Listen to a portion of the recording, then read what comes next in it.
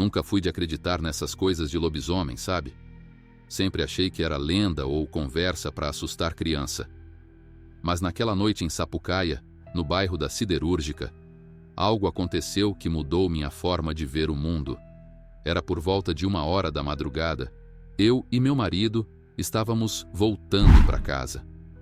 Era aquele típico silêncio de vila, onde você só ouve o som dos próprios passos e, às vezes, um cachorro latindo à distância.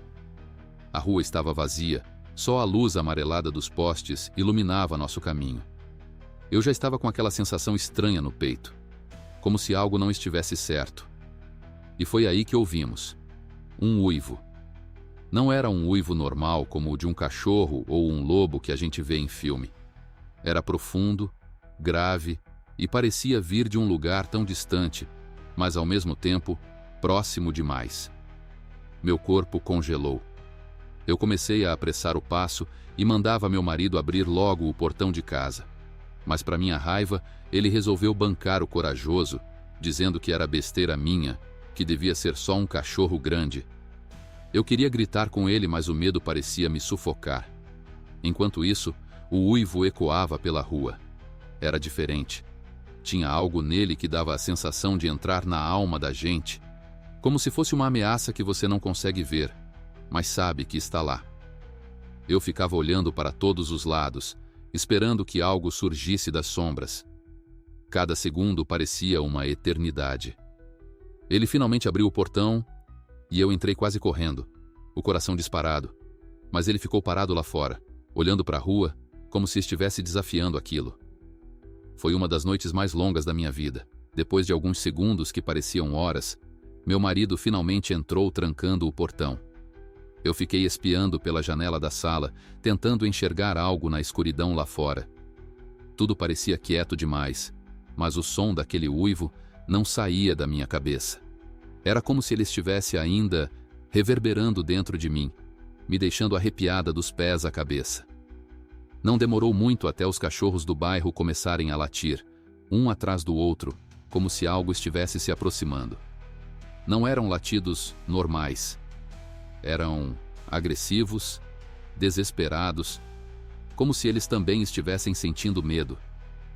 Meu marido, para minha surpresa, continuava tentando fingir que era tudo normal, mas dava para ver no rosto dele que ele estava tão assustado quanto eu mesmo que não quisesse admitir. Aquela noite foi difícil de esquecer, porque depois de tudo isso, a vila inteira começou a comentar. E o alvo das conversas sempre era o mesmo. Um senhor que morava há anos no bairro. Ele era estranho, não falava com ninguém e quase não saía de casa. Sempre teve aquele ar misterioso que deixava a gente desconfiado. Algumas pessoas diziam que ele tinha um pacto com o diabo. Outras contavam que viam luzes estranhas na casa dele durante a madrugada.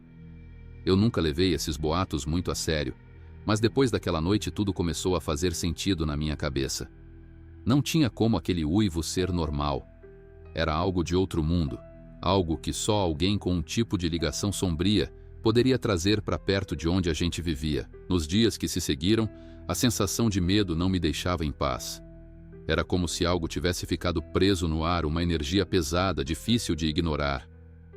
Evitar sair à noite virou quase uma regra para a gente. A cada som estranho, meu coração disparava, e a lembrança daquele uivo me fazia perder o sono. Mesmo os cachorros do bairro pareciam diferentes. Eles estavam mais agitados, como se algo invisível estivesse rondando por ali. E toda vez que passávamos pela casa daquele senhor misterioso, eu sentia um arrepio subindo pela espinha. Ele continuava na dele, fechado, quase como se soubesse que as pessoas estavam falando dele, mas não se importava. Isso só deixava tudo ainda mais esquisito. Meu marido, que sempre se fazia de valente, começou a evitar o assunto, mas dava para notar que aquilo também tinha mexido com ele.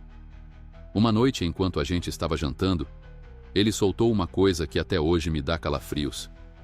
Ele disse que tinha sonhado com o uivo. Só que, no sonho, ele via algo. Ele descreveu uma sombra enorme com olhos que brilhavam no escuro e dentes que pareciam feitos para rasgar carne. No sonho, essa coisa o encarava, e o som do uivo era tão alto que ele acordou suando frio. Ele não quis entrar em detalhes, mas dava para ver no olhar dele que o sonho parecia mais real do que ele queria admitir. Isso só aumentou minha certeza. O que a gente ouviu naquela noite não era um cachorro ou qualquer animal normal. Depois desse sonho, meu marido começou a se incomodar ainda mais com aquele senhor. Ele dizia que toda vez que passava perto da casa dele, sentia um peso no ar. Era até difícil de explicar, mas impossível de ignorar. Eu confesso que tentava evitar passar por ali. Até a luz do dia parecia não diminuir a sensação de que havia algo errado naquele lugar. Um dia, enquanto voltávamos do mercado, vimos o portão da casa dele aberto, o que era raro. Meu marido, curioso como sempre, deu uma olhada rápida lá dentro. O quintal era estranho, descuidado, mas o que chamou nossa atenção foi o silêncio absoluto. Nenhum pássaro cantava ali perto. Era como se até os animais evitassem aquele espaço. Ele tentou entrar em conversa com o senhor, que estava sentado na varanda, mas foi ignorado, como sempre. Foi nesse mesmo dia que eu ouvi outra história sobre ele que me deixou ainda mais arrepiada. Uma vizinha mais velha, que morava ali há décadas, contou que quando era criança, já se falava sobre ele ser estranho. Segundo ela, o senhor morava ali desde antes de muita gente chegar no bairro e sempre parecia o mesmo, como se o tempo não passasse para ele. Ela disse que certa vez ouviu os pais dela comentando que encontraram pegadas enormes de algum bicho no quintal deles, mas que começavam e terminavam do nada.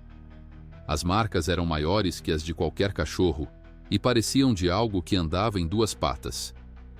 Não era coisa de Deus, ela disse baixando a voz. Foi aí que comecei a ligar os pontos e perceber que aquela sensação de medo que eu tinha não era só coisa da minha cabeça. Depois daquela conversa com a vizinha, comecei a prestar ainda mais atenção ao redor. Era como se o bairro tivesse pequenos sinais que ninguém queria enxergar. Alguns cachorros sumiam de vez em quando e ninguém encontrava nem rastro. Outros, que eram sempre barulhentos, ficavam apáticos e assustados do nada. Era como se eles soubessem de algo que nós não sabíamos. Uma madrugada, enquanto tentava pegar no sono, ouvi novamente aquele som, o mesmo uivo profundo que parecia vir de dentro da terra. Só que dessa vez, parecia mais perto. Meu coração quase parou. Fiquei imóvel olhando para o teto, enquanto meu marido se revirava na cama, também incomodado. Não era possível que ninguém mais estivesse ouvindo aquilo. Na manhã seguinte, meu marido decidiu contar algo que vinha guardando. Ele disse que tempos antes de nos casarmos, havia abrigado um homem em São Leopoldo que estava passando por dificuldades. Segundo ele, esse homem tinha algo estranho, uma presença que incomodava. Foi só depois de algumas semanas que ele começou a ver algo acompanhando o homem como uma sombra no espiritual. Ele descreveu aquilo como uma criatura enorme, com feições distorcidas e um olhar ameaçador. Meu marido disse que na época expulsou o homem de casa, junto com a entidade que parecia andar com ele. Quando ouvi isso, juntei as peças e me perguntei se o senhor do nosso bairro não era alguém como aquele homem, alguém com um tipo de ligação que trazia aquilo para o mundo físico. Depois desse relato do meu marido, fiquei ainda mais paranoica. Comecei a reparar em cada detalhe ao nosso redor. A casa do senhor, que já era estranha por si só, parecia ainda mais sombria. De noite, algumas pessoas juravam que viam sombras se mexendo perto das janelas, mesmo quando as luzes estavam apagadas. Um rapaz que passava por ali voltando do trabalho disse que viu um vulto enorme cruzar o quintal da casa. Ele descreveu aquilo como algo que parecia humano, mas que andava de um jeito torto, quase como se estivesse se arrastando. As histórias iam se acumulando, mas ninguém tinha coragem de falar diretamente com o tal senhor. Ele permanecia fechado, com aquela postura de quem sabia mais do que deixava transparecer. Uma noite, por pura curiosidade ou burrice, dependendo do ponto de vista, meu marido decidiu andar pela rua um pouco mais tarde. Eu implorei para ele não fazer isso, mas ele insistiu, dizendo que queria ver se ouvia ou via alguma coisa. Ficou lá fora por uns 10 minutos enquanto eu observava da janela, ansiosa e arrepiada. Foi quando ouvi novamente aquele uivo profundo e assustador. Dessa vez, não veio de longe. Parecia estar bem próximo, como se estivesse a poucos metros de onde meu marido estava. Eu o vi congelar na hora, olhando para a direção de um beco escuro perto da casa do Senhor. Quando ele voltou correndo para dentro, trancou a porta com tanta força que parecia estar tentando barrar algo mais do que só o vento. Ele não quis me contar o que tinha visto naquela noite, mas nunca mais saiu sozinho de madrugada depois disso. Depois daquela noite, a tensão no bairro parecia maior. Não sei se era a paranoia ou se realmente havia algo errado, mas tudo parecia mais silencioso. Até os vizinhos que costumavam ficar na calçada de noite começaram a se recolher mais cedo. Alguns diziam que o tal uivo estava sendo ouvido com mais frequência, mas sempre durante a madrugada, quando poucos estavam acordados.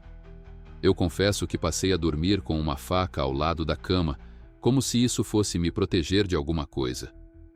Meu marido também ficou mais alerta. Evitava falar sobre o que tinha visto naquela noite.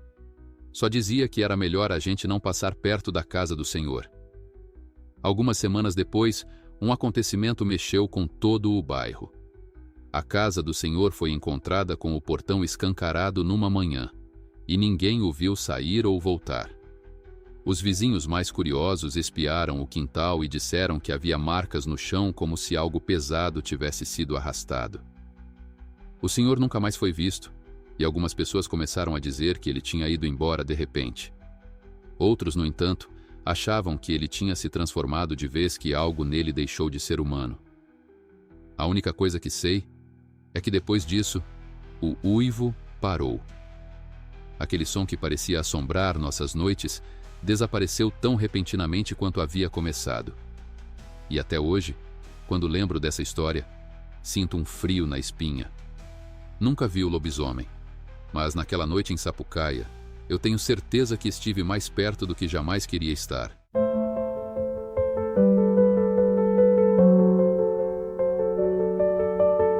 Eu cresci ouvindo histórias de lobisomem na minha família.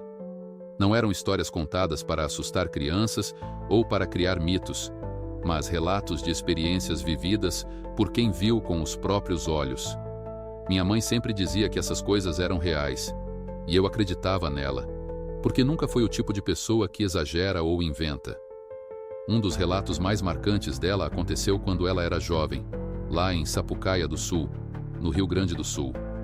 É até difícil imaginar como ela teve coragem de olhar pela janela naquela noite com o que estava acontecendo lá fora.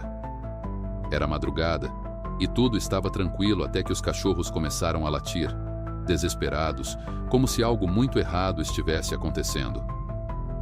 Minha mãe contou que, ao se aproximar da janela, viu um animal grande, peludo, correndo de um lado para o outro no quintal. A coisa sacudia a cabeça com violência e as orelhas compridas batiam umas nas outras, fazendo um barulho seco como palmas ecoando na noite. O som misturado aos latidos dos cachorros parecia amplificar a tensão daquele momento. Ela ficou paralisada olhando aquilo, tentando entender o que era. Foi quando a minha avó apareceu de repente e, com uma expressão de puro pavor, puxou minha mãe para longe da janela. "Sai daí, guria. Fecha a cortina. Isso é lobisomem."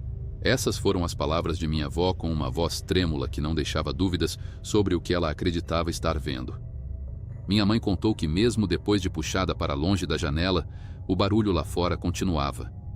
Os latidos incessantes dos cachorros eram misturados ao som da coisa correndo de um lado para o outro, pesado como se estivesse pisando com força no chão de terra.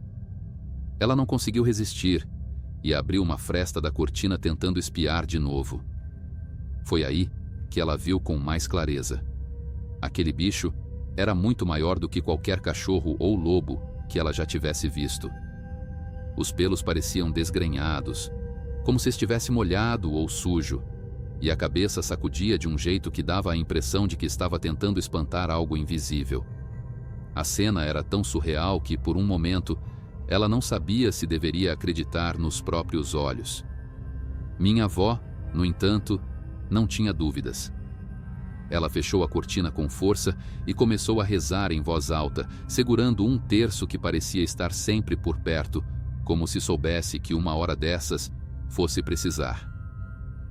"Isso aí já andou por aqui antes, guria", minha avó disse enquanto continuava rezando. "É sempre assim. Ele vem, os cachorros enlouquecem e depois ele some, como se nunca tivesse estado aqui." Minha mãe nunca tinha visto minha avó tão assustada, mas a forma como ela falava dava a entender que aquilo não era novidade para ela. Mesmo assim, minha mãe continuava ouvindo os sons lá fora, aquele barulho estranho das orelhas batendo, que parecia ficar mais alto conforme os cachorros perseguiam o bicho. Minha mãe disse que o barulho foi ficando mais distante depois de um tempo, mas não desapareceu por completo. Ela ouviu os cachorros latindo como loucos enquanto perseguiam o bicho pelo matagal que ficava atrás da casa. Era como se eles estivessem determinados a afastar aquela coisa de lá. A curiosidade dela era enorme, mas o medo foi maior. A casa inteira parecia ter sido tomada por uma energia pesada, e mesmo depois que o som foi se afastando, a sensação de algo errado ainda pairava no ar. Minha avó continuava rezando, e minha mãe só conseguia olhar para ela tentando entender como alguém podia parecer tão acostumado a algo tão fora do comum. Foi só depois que o silêncio voltou que minha avó explicou melhor. Ela contou que aquilo não era a primeira vez que acontecia. Tem noites que ele aparece do nada. Corre, sacode aquelas orelhas e some no escuro, mas sempre com os cachorros atrás. Minha mãe nunca tinha ouvido isso antes. Para ela, aquele tipo de coisa parecia história de filme ou conto de terror. Mas ali, vendo a expressão séria da minha avó, ficou claro que era real. Minha avó também falou que, em uma das vezes, ela tinha visto o bicho de perto, e que os olhos dele eram vermelhos, brilhando no escuro como brasa. "Não olha para ele, guria. Só de olhar a gente já sente a coisa ruim que carrega." Foi o que ela disse naquela noite e minha mãe nunca esqueceu essas palavras. Naquela noite minha mãe disse que o medo tomou conta dela de um jeito que nunca tinha sentido antes. Mesmo depois que tudo aparentemente se acalmou, o som das orelhas batendo e dos cachorros latindo continuava ecoando na cabeça dela. Ela tentou dormir, mas não conseguia tirar da mente a imagem daquele animal correndo descontrolado pelo quintal. A sensação era de que ele ainda estava por perto, escondido, talvez observando. Minha avó, por outro lado, parecia saber o que fazer. Acendeu algumas velas em frente a um pequeno altar que mantinha na sala e colocou uma cruz na porta da frente. "Não saia amanhã sem rezar antes", ela avisou, como se aquilo fosse uma regra simples, mas essencial para continuar segura. Minha mãe contou que, no dia seguinte, encontrou marcas profundas no quintal. As pegadas eram grandes, maiores do que as de qualquer cachorro que pudesse estar rondando por lá. A terra estava revirada em alguns pontos, e as marcas indicavam que o bicho tinha corrido em círculos, como se estivesse marcando território ou procurando algo. Ela também reparou em um detalhe que nunca tinha notado antes. Os cachorros da vizinhança estavam sempre mais agitados nas noites em que o bicho aparecia. Era como se eles pressentissem que ele estava por perto antes mesmo de fazer qualquer barulho. Desde aquela noite, minha mãe nunca mais olhou pela janela com a mesma inocência. A sensação de vulnerabilidade ficou marcada nela, como se o mundo tivesse ficado um pouco mais sombrio. Mesmo com o passar do tempo, minha mãe não conseguia esquecer aquela noite.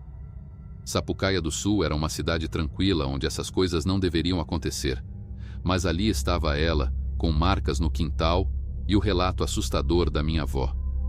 O mais estranho era que ninguém mais da vizinhança parecia querer falar sobre isso, como se ignorar o assunto fosse a única maneira de se proteger. Minha avó dizia que era melhor assim, que, quanto menos se fala, menos se atrai. Mas minha mãe tinha tantas perguntas e a principal delas era: o que exatamente aquele bicho estava procurando?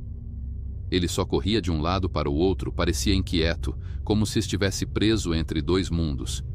e aquele som das orelhas batendo. Era algo que ela nunca tinha ouvido antes e que, até hoje, ela não consegue descrever sem sentir um arrepio. Um tempo depois, minha mãe decidiu perguntar diretamente à minha avó por que ela parecia tão familiarizada com aquilo. Foi quando minha avó revelou que aquele bicho, ou algo muito parecido, já tinha aparecido na família antes. Ela contou que, quando era jovem, tinha visto a mesma criatura na propriedade dos pais dela, no interior do estado. Naquela época ninguém chamava de lobisomem abertamente, mas todos sabiam o que era. Diziam que algumas pessoas carregavam uma maldição e se transformavam nessas noites escuras, especialmente quando a lua estava cheia ou perto disso. Minha avó sempre acreditou nisso, porque tinha visto não apenas o bicho, mas também as marcas que ele deixava. Ela disse que os rastros eram idênticos aos que apareceram no quintal naquela noite em Sapucaia. Depois de ouvir tudo isso, minha mãe disse que começou a juntar as peças de várias histórias que ouvia ao longo da vida, tanto da minha avó quanto de outros parentes. Parecia que a nossa família tinha algo estranho envolvendo essas aparições. Mas o que mais a deixava intrigada era como minha avó falava do assunto com tanta certeza, como se soubesse mais do que estava disposta a contar. Minha mãe sempre quis perguntar mais, mas sentia que algumas perguntas poderiam ficar sem resposta. Ou, pior, trazer uma verdade que ela não estava preparada para ouvir.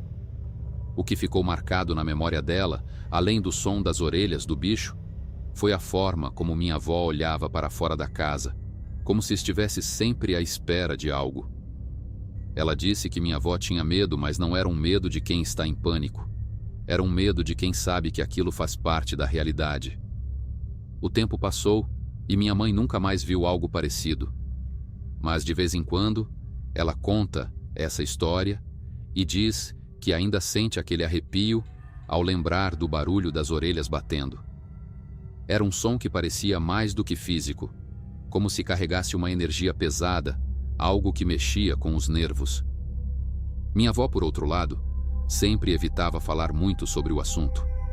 Se alguém perguntava, ela desconversava ou dava respostas curtas, como se falar demais pudesse atrair a criatura de volta.